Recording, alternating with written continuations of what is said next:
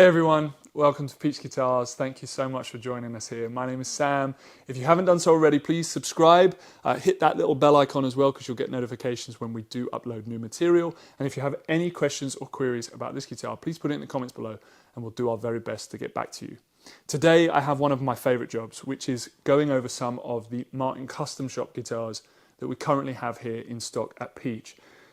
There is something so incredible about Martin and the custom shop team. There are builders who have been taught by builders who have been taught by builders all the way back to the beginning of Martin in 1833, and that is an incredible history and an incredible lineage, older than most other brands that you'll see anywhere in cars or in watches or in anything in the kind of collector's world, you know, as well, with art and anything like that. Martin have been around for such a long time, and these builders, these master builders and master craftsmen have been taught by the last ones and the last ones, and this incredible skill set has been passed down through the generations.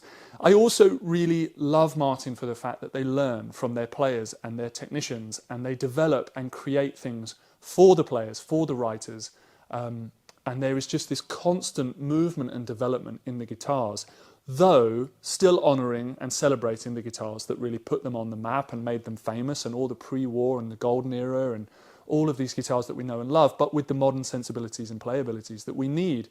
And this is one of them. This is a custom shop 00014. The 000 really refers to the body shape, but also the 24.9 inch scale length. And these guitars have just got an incredible history. I mean, synonymous with players Eric Clapton. The 00028 Eric Clapton model is one of Martin's most famous signature guitars, and the 00028 has been a fan favourite amongst songwriters, touring artists and touring session musicians as well. And this is a beautiful example. This is an Adirondack spruce top.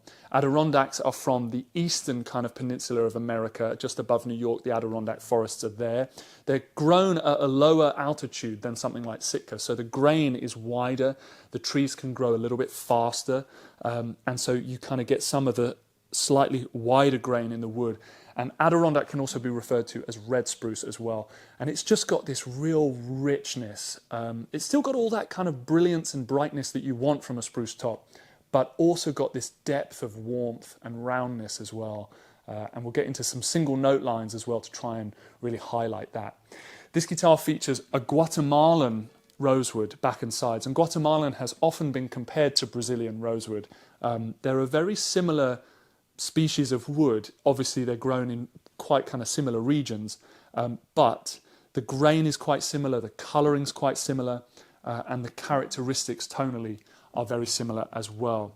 This guitar features a modified low oval neck shape as well, with a 1 3/4 inch nut width, and it is so comfortable. I mean, all the way up, from playing your open chords down here to playing kind of more intricate lines, or even bar chords much higher up the neck. Still really resonant and super comfortable. This guitar is a complete knockout. I really, really love it.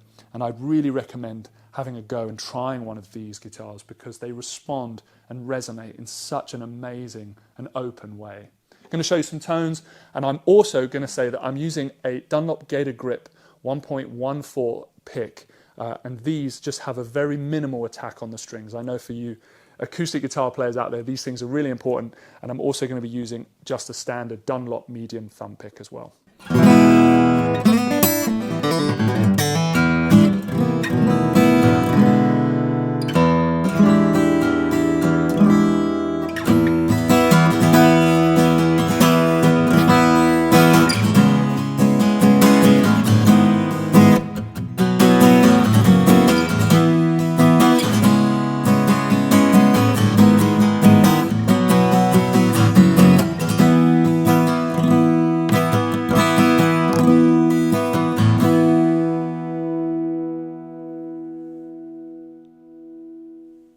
Straight away with this guitar, I notice as I sat with it that there's a real balance across all the strings. No matter what I throw at it, no matter which string I'm kind of hitting first or hitting hardest, it really responds and kind of balances itself out. There's almost a kind of a compressive nature to it, that all the strings seem to just kind of oscillate and glide into one, and they really balance with each other's overtones as well, because you get overtones from each individual string, but with this guitar there's a real voice that comes together.